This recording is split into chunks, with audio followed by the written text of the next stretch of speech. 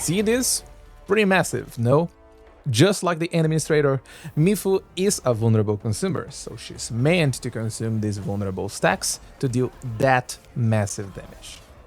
The main point on Mifu is her battle skill, which is divided in 3 parts. The first one groups enemies and closes the gap to help Mifu position herself and deal damage. The second skill applies Crush on enemies, and if the enemy already has vulnerable stacks, Crush consume them to deal damage based on the number of vulnerable stacks consumed. If Mifu consumes 3 or more vulnerable stacks, she can use the third battle skill, which deals massive crush damage again. This skill does not apply crush to enemies, but deals crush damage, and this matters because gears and buffs that boost the battle skill damage won't be really useful for her, as crush is not going to benefit from it. The combo skill triggers once an enemy has 3 or more vulnerable stacks, which synergizes perfectly with her battle skill requirements. It applies physical accessibility to enemies, but the value of accessibility is really low, and it's mostly used to activate her combat talent, which increases the damage multiplier of her third battle skill. The combo skill also allows you to use her second battle skill, skipping the first move. Finally, her ultimate can help with vulnerable applications as it forcibly lifts enemies. It is useful for some situations, but this doesn't make Mifu a vulnerable player at all. Use it when you need a vulnerable application or you want some extra stagger on enemies. Just like her combo skill, the ultimate also allows you to use the second move of her battle skill. The gameplay loop is really simple. Use other units to apply vulnerable on the enemy, ensure all buffs and debuffs are already applied, and use her second battle skill to consume the vulnerable stacks and deal massive damage. Don't forget about the physical accessibility or stagger the enemy, otherwise you lose 20% final damage on your battle skill tree.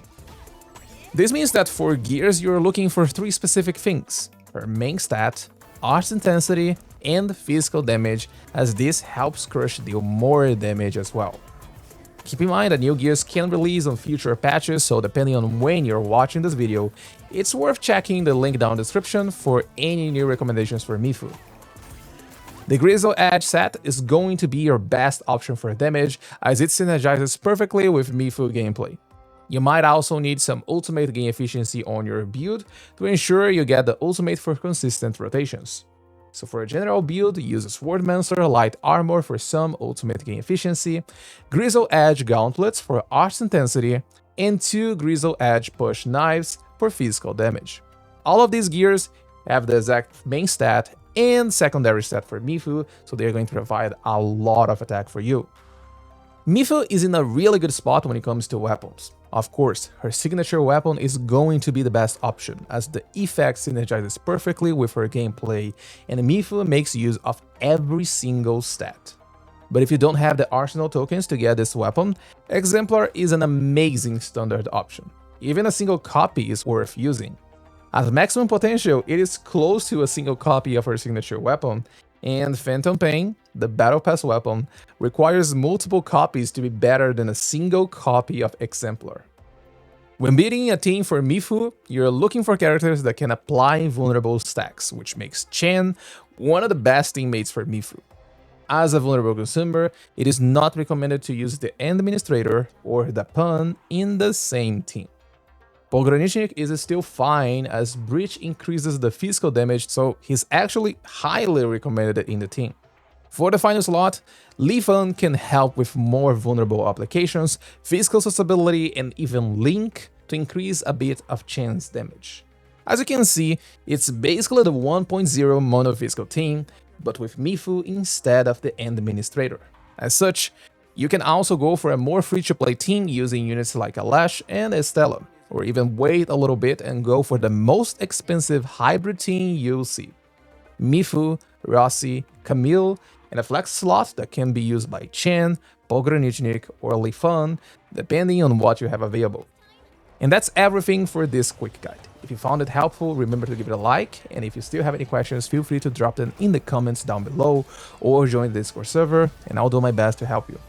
Thank you so much for watching this video, have a beautiful day, and I'll see you next time.